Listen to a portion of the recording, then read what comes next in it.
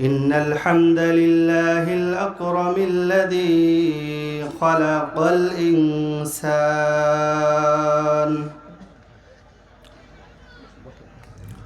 وكرم وعلمه من البيان ما لم يعلم فسبحان الذي لا يحصى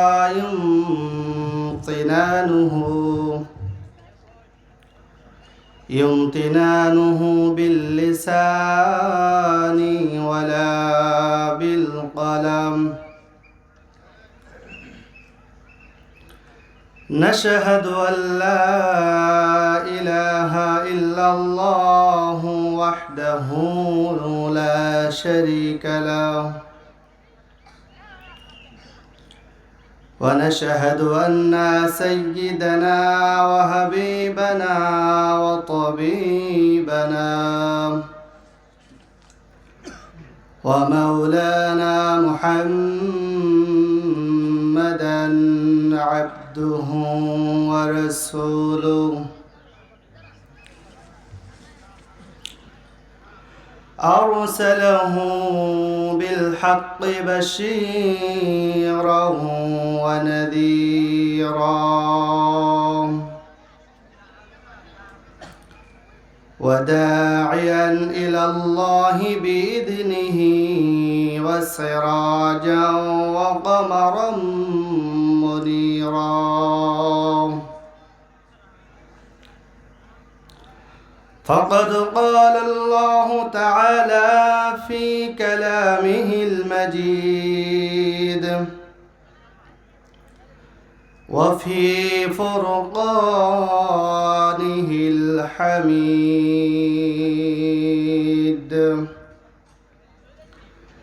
أعوذ بالله من الشيطان الرجيم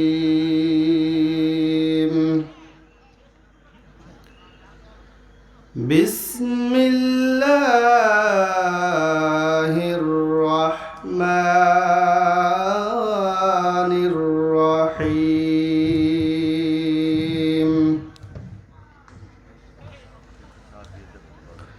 سبحان الذي يسرى بعبده ليلا من المسجد الحرام إلى المسجد الأقصى الذي باركنا حوله لنريه من آياتنا إنه هو السميع البصير أو كما قال الله تعالى ولقد رآه نزلة أخرى عند سدرة المنتهى عندها جنة المأوى أو كما قال تعالى إن الذين آمنوا وعملوا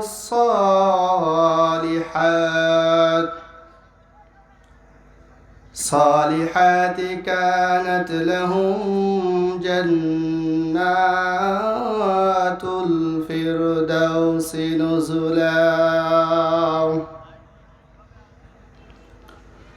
ما كان محمد أبا أحد من رجالكم ولكن رسول الله وخاتم النبيين وكان الله بكل شيء عليما إن الله وملائكته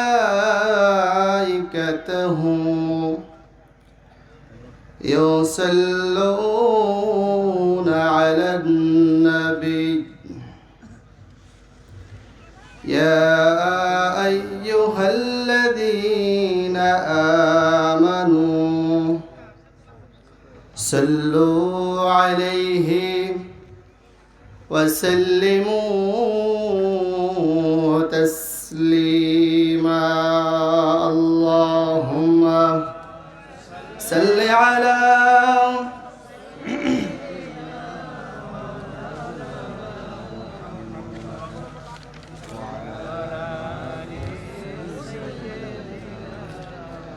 شفيعنا محمد اللهم صل على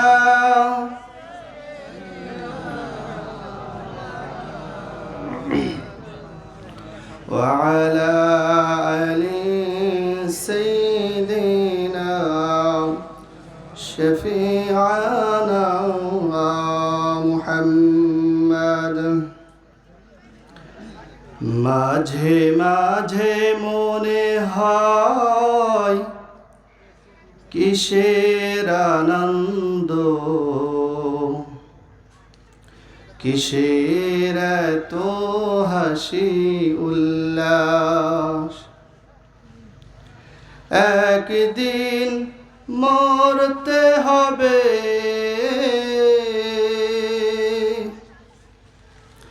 হতেই হবে লাশ মাঝে মাঝে মনে হয় কিসের আনন্দ কিসের এত হাসি উল্লাস আল্লাহুম্মা সাল্লি আলা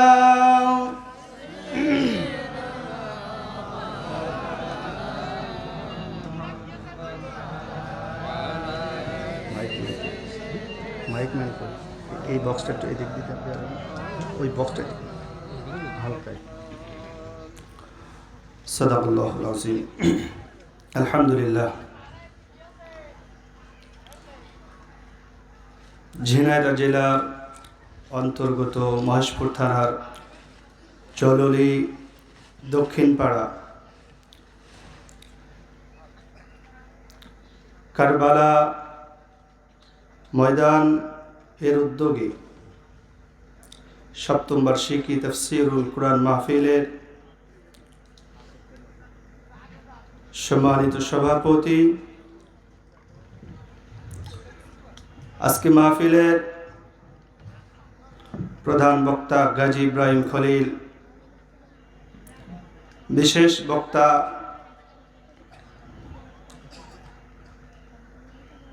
হুমায়ুন কবির সহ আরও যারা আজকের মাহফিলে আলোচনা পেশ করেছেন আজকের মাহফিলের সামনে উপবিষ্ট তাওহীদি জনতা পর্দার আড়ালের মা ও বোনেরা সবাইকে আমার অন্তরের অন্তর থেকে জানাচ্ছি সালাম আসসালামু আলাইকুম ওয়া রাহমাতুল্লাহ। আজকের মাহফিলে আমরা এসে খুশি না বেজার? জোরে বলেন খুশি। জান্নাতের বাগানে তো সবাই আসতে পারে না, কেবলমাত্র তারাই আসতে পারে যাদেরকে মহান রব্বুল আলামিন ভালোবাসে, ঠিক না?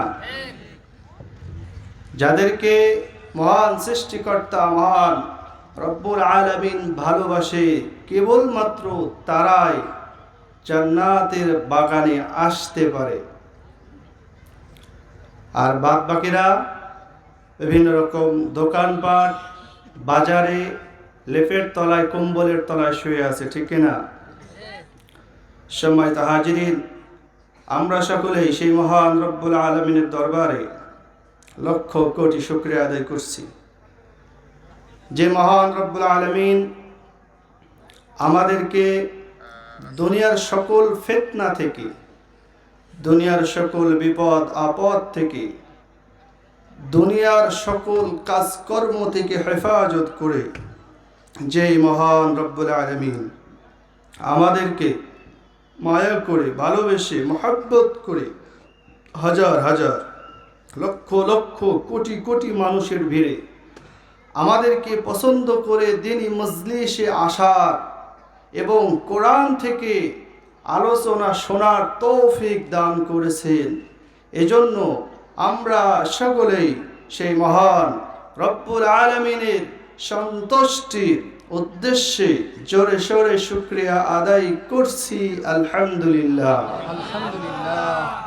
এবং লক্ষ কোটি দরুদ পাঠ করছি সেই মহান রাসূল সাল্লাল্লাহু আলাইহি সাল্লামের শানে, সকলেই পড়ছি সাল্লাল্লাহু আলাইহি সাল্লাম।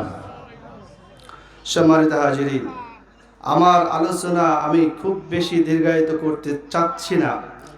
আমি অল্প কিছু কথা বলেই আমি আপনাদের নিকট থেকে বিদায় নেব ইনশাআল্লাহ। আমি প্রথমেই সূরা বনী ইসরাঈলের 1 নম্বর আয়াত তেলাওয়াত করেছি। আজকের আলোচনার বিষয় হচ্ছে শবে মিরাজ বা লাইলাতুল মিরাজ। কিছুদিন আগে আমরা অনেকেই লাইলাতুল মিরাজ বা শবে মিরাজ উদযাপন করেছি। শবে মিরাজ বা লাইলাতুল মিরাজ আমাদেরকে আলোচনা করতেই হবে। কেন করতে হবে? লাইলাতুল মিরাজ রাসূল সাল্লাল্লাহু আলাইহি সাল্লামের যত মুজিজা ছিল, সবচাইতে দামি, সবচাইতে গুরুত্বপূর্ণ একটা মুজিজা হচ্ছে লাইলাতুল মিরাজ। রাসূল সাল্লাল্লাহু আলাইহি সাল্লামকে কেন মিরাজ দেওয়া হলো? আমরা সকলেই জানি আল্লাহ রাব্বুল আলামিন পৃথিবীতে যত নবী এবং রাসূল পাঠিয়েছেন, যে রাসূলের, যে নবীর মুজিজা দান করেছেন, তার সময়কার সাথে, সময়ের সাথে মিল রেখে মুজিজা দান করেছিলেন। মুসা আলাইহিস সালামের একটা মুজিজা ছিল লাঠি। মুসা আলাইহিস সালামের জামানায় জাদুর প্রলোভনটা ছিল বেশি, জাদুর প্রচলন ছিল বেশি। এই জন্য আল্লাহ রাব্বুল আলামিন তাকে একটা লাঠি দিয়েছিলেন, যে লাঠিটা ছেড়ে দিলে সাফ হয়ে যেত। সকলে বলেন আল্লাহু আকবার। লাঠিটা সমুদ্রের মাঝে আঘাত করলে পথ তৈরি হয়ে যেত। কারণ এই মুজিজা কেন তাকে দেওয়া হলো? কেননা সেই সময় জাদুর প্রচলনটা ছিল বেশি। ঈসা আলাইহিস সালামের সময় তিনাকে যখন দুনিয়ার মধ্যে প্রেরণ করা হলো, যখন তিনি নবুয়তি পেলেন, পাওয়ার পরে তাকে একটা মুজিজা দেওয়া হয়েছিল। ঈসা আলাইহিস সালামের সময় চিকিৎসা বিদ্যার একটা প্রচলন ছিল বেশি। কিসের বিদ্যা? সকলে বলেন চিকিৎসা বিদ্যা।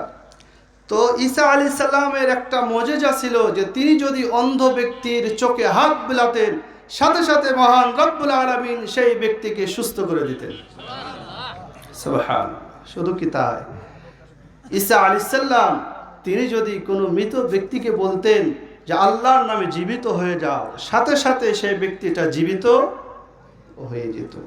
ঠিক একইভাবে আল্লাহ রাব্বুল আলামিন রাসূল সাল্লাল্লাহু আলাইহি সাল্লামকে অনেক মুজিজা দিয়েছিলেন। তার মধ্যে একটা অন্যতম মুজিজা হচ্ছে লাইলাতুল মিরাজ। মিরাজটা মূলত একটা বিজ্ঞানময়, বিজ্ঞানকে ঘিরে রয়েছে হচ্ছে মিরাজ। আল্লাহ রাব্বুল আলামিন জানেন কিনা যে রাসূলের উম্মতের মধ্যে এমন একটা সময় আসবে যেই সময়টা বিজ্ঞানের প্রচলনটা বেশি থাকবে? এটা আল্লাহ জানেন কিনা? কথা বলেন না কেন? বর্তমান সময়ে আমরা বিজ্ঞানের যুগে আছি না নাই? বিজ্ঞানের যুগে আছি আমরা। এটা আল্লাহ জানেন কিনা? অবশ্যই জানেন। এজন্য মহান রব্বুল আলামিন রাসূলকে যে মেরাজ দান করলেন, এই মেরাজটা, সম্পূর্ণ মেরাজটা বিজ্ঞানকে ঘিরে রয়েছে। সবাই বলে সুবহানাল্লাহ। প্রথম বিজ্ঞানীরা লাইলাতুল মেরাজকে অস্বীকার করত। কিভাবে সম্ভব? আল্লাহ রাব্বুল আলামিন পবিত্র কোরআনের সূরা বানী ইসরাঈলের ১ম নম্বর আয়াতে বলেছেন যে মসজিদুল হারাম থেকে মসজিদুল আকসা পর্যন্ত রাসূল সাল্লাল্লাহু আলাইহি সাল্লামকে ভ্রমণ করিয়েছেন। এই দুই মসজিদের ভিতরে দূরত্ব কত? 1132 কিলোমিটার, প্রায় 765 মাইল। তৎকালীন সময়ে আরবদের, মক্কা নগরীদের যেতে সময় লাগতো 40 দিন। কতদিন? 40 দিন শুধু যেতেই সময় লাগতো। বৈজ্ঞানিকরা যখন এটাকে গবেষণা করতেছে, যখন গবেষণা করার জন্য তারা উঠে পড়ে লাগার পরে তারা দুনিয়ার সাধারণ নিয়মের সাথে রাসূল সাল্লাল্লাহু আলাইহি সাল্লামের মেরাজকে মিলাতে চাচ্ছে। একটা জিনিস আমাদেরকে মনে রাখতে হবে, মুজিজা এমন একটা জিনিস যেটা দুনিয়ার সাধারণ নিয়মের সাথে কখনোই মিলবে। মেরাজ বা মুজিজা মানেই হচ্ছে অবিশ্বাস্য একটা বিষয়। অসম্ভবকে সম্ভব করাই হচ্ছে মুজিজার কাজ। বিজ্ঞান যদি ঈসা আলাইহিস সালামের ওই মুজিজাটাকে সামনে নিয়ে আসে, মৃত মানুষ কিভাবে জীবিত করে, এটা কি সম্ভব? এখন এটাকে সার্কুলার করে দিল যে না, ওই মুজিজাটা মিথ্যা। আসলে কি সেই মুজিজাটা মিথ্যা? না, কারণ মুজিজা মানেই হচ্ছে অসম্ভবকে সম্ভব করা। আল্লাহ রাব্বুল আলামিন রাসূলকে হারাম থেকে মসজিদুল আকসা পর্যন্ত নিয়ে গেলেন। এটা আল্লাহ রাব্বুল আলামিন পারেন কিনা? তাও এক রাতের ভিতরে, যেখানে তৎকালীন সময়ে কতদিন সময় লাগতো?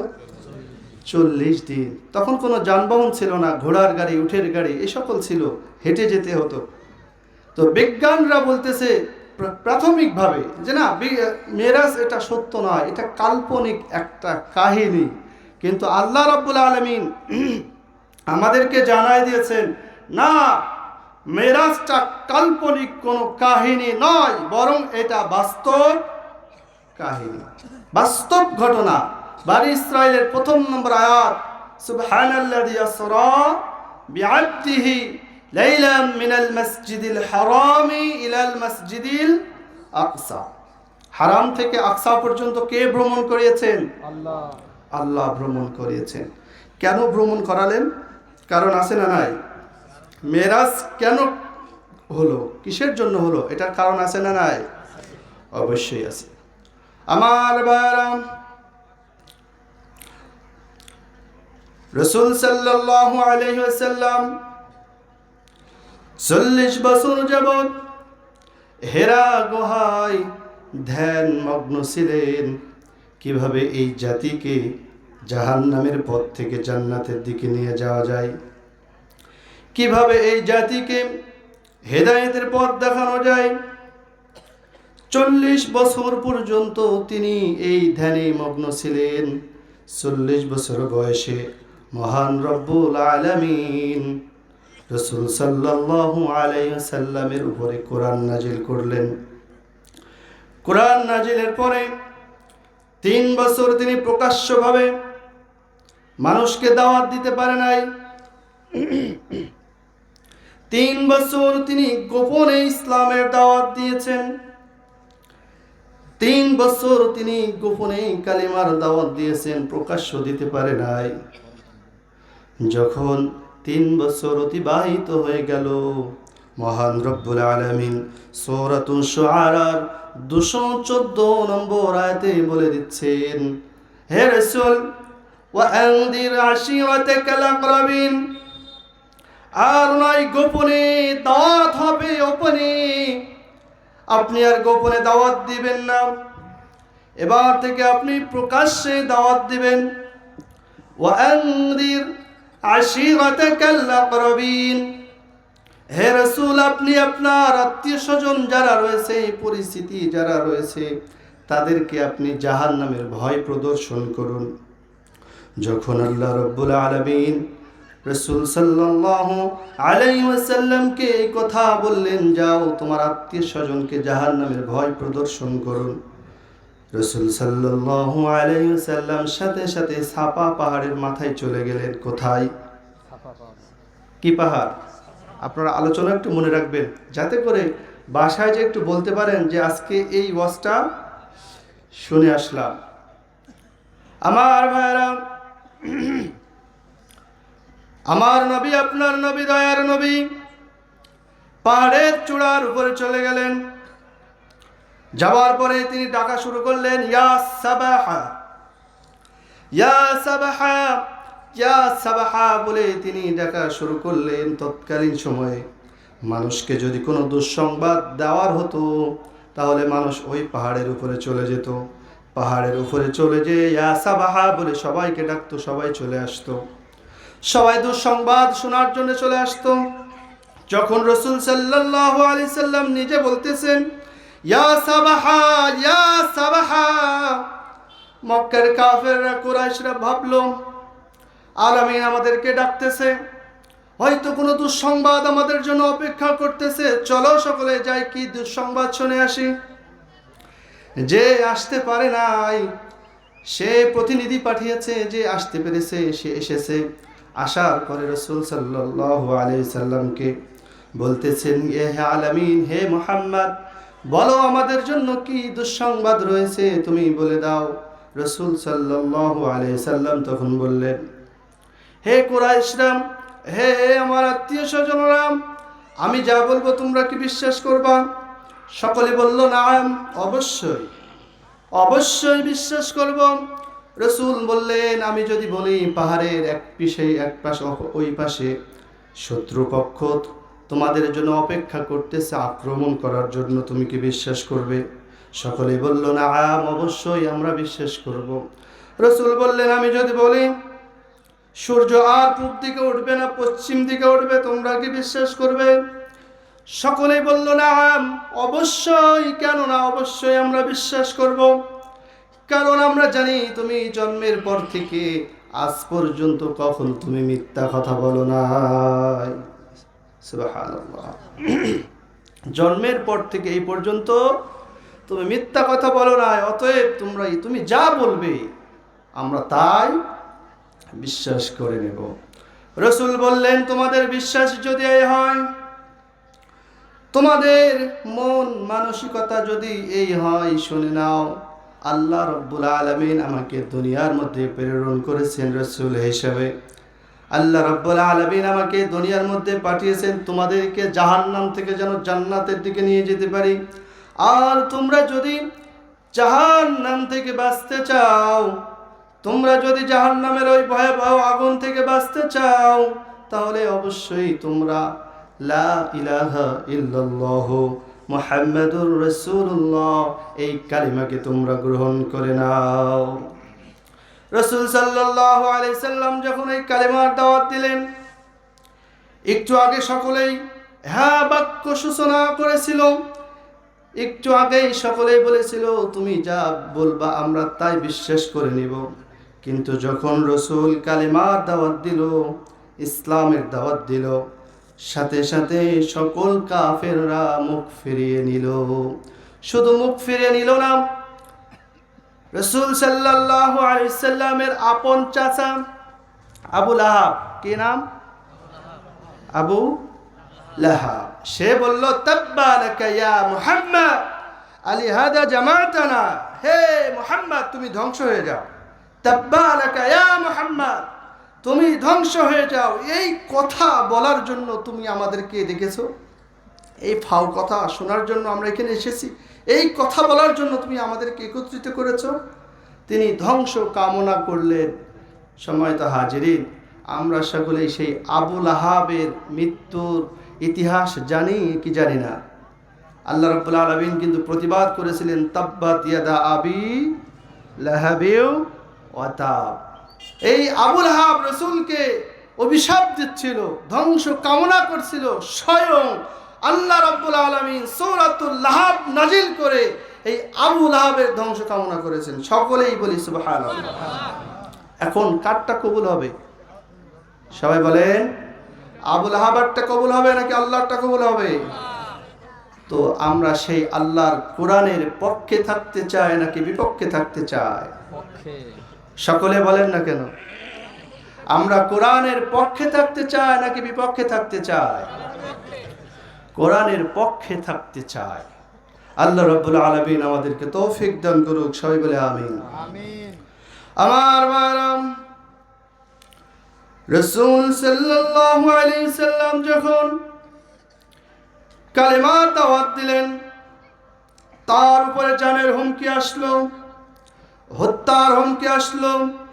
হে মুহাম্মদ, তুমি যদি কালেমার দাওয়াত দাও, তুমি যদি মূর্তির বিরুদ্ধে কথা বলো, আমরা যেসব দেব দেবীর পূজা করি, এই দেব দেবীর বিপক্ষে যদি তুমি কথা বলো, আমাদের দলের বিরুদ্ধে যদি তুমি কথা বলো, শুনে নাও, আমরা কিন্তু তোমাকে ছাড় দেব না।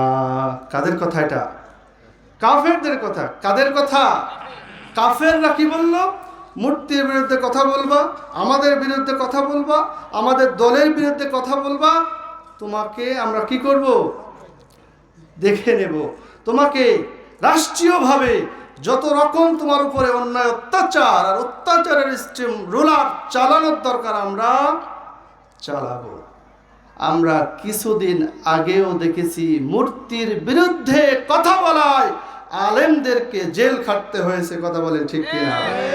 ওই তৎকালীন সময়ের আবু লাহাব আর এই 1400 বছর পরে মূর্তির পক্ষে যারা রয়েছে তারা সমান। কথা বলেন ঠিক কিনা? আমার বারাম, রাসূলকে যখন হত্যার হুমকি দেওয়া হলো, মেরে ফেলার হুমকি দেওয়া হলো, রাসূল সাল্লাল্লাহু আলাইহি ওয়াসাল্লামের আপন চাচা আবু তালেব, নাম কি? আবু তালেব সামনে চলে আসলো। আসার পরে বলল, কার কত বুকের সাহস, সামনে আসো। আমার ভাতিজার গায়ে হাত দিবে, আমার ভাতিজার উপরে অন্যায় অত্যাচারের স্টিম রোলার চালাবে, কার এত বুকের সাহস? আসো দেখি, আমি তাকে দেখতে চাই। এই আবু তালেবের জন্য কাফেররা রাসূল সাল্লাল্লাহু আলাইহি সাল্লামের উপরে অন্যায় অত্যাচারের স্টিম রোলার চালাতে পারত না। রাসূল সাল্লাল্লাহু আলাইহি সাল্লামের দ্বীনের পথে কালেমার দাওয়াত দেওয়ার জন্য অর্থ লাগবে।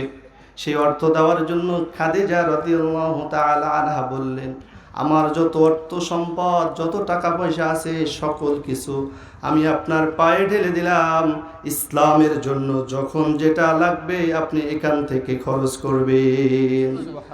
আবু তালেব বলল, ভাতিজা শোনো, তুমি যে ইসলামের দাওয়াত দিচ্ছ, তুমি যে কালেমার দাওয়াত দিচ্ছ, মন ভরে বুকে সাহস নিয়ে দিতে থাকো।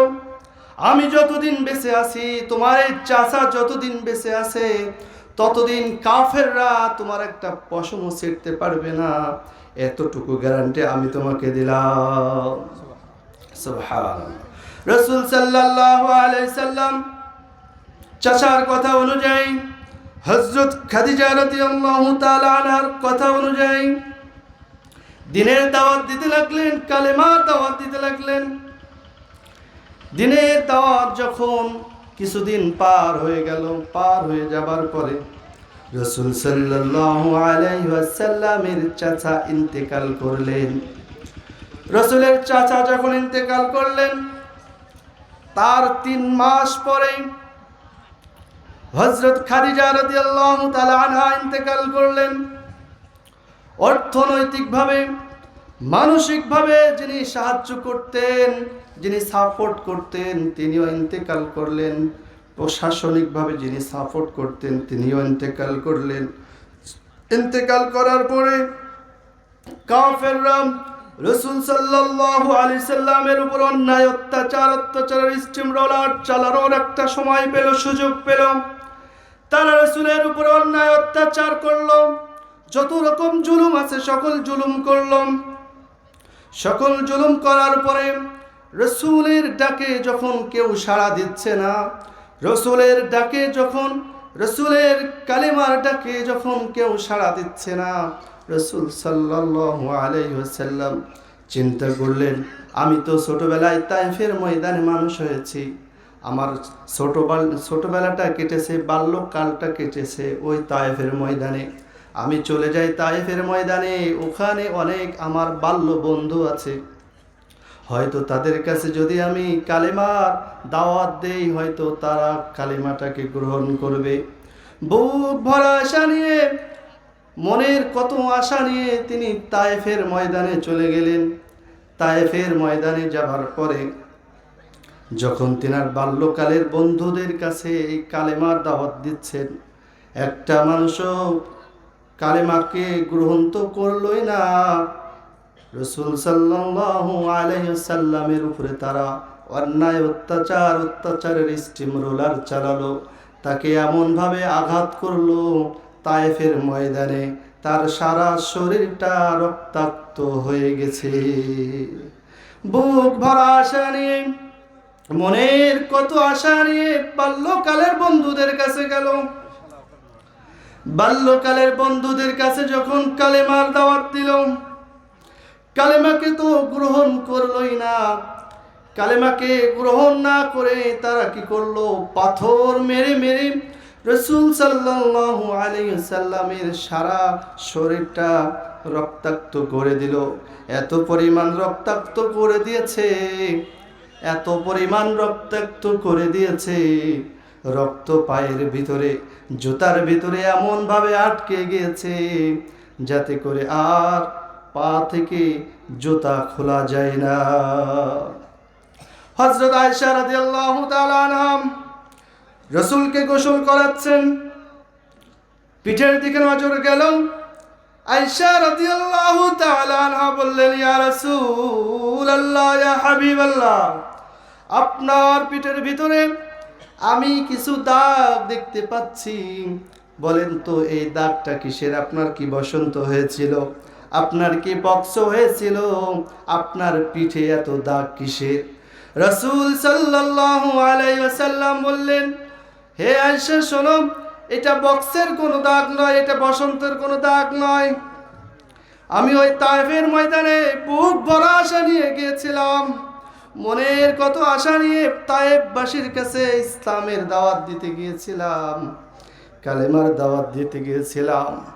তায়েফবাসীরা আমাকে পাথর মেরে আমাকে আপ্যায়ন করেছিল, পাথর মেরে আমার সারা শরীর রক্তাক্ত করে দিয়েছিল। পিঠের ভিতরে যেই দাগগুলো তুমি দেখতে পারতেছো, এই দাগ হলো তায়েফবাসীর দেওয়া সেই পাথরের আঘাত। রাসূল নামে কে এলো দুনিয়ায়, রাসূল নামে আমি দেখি নাই শুনি না কোথায়, মানছে নাচে মানুষের ব্যথায় রে, এমন দরদির কথা, এমন দরদির কথা শুনলে প্রাণ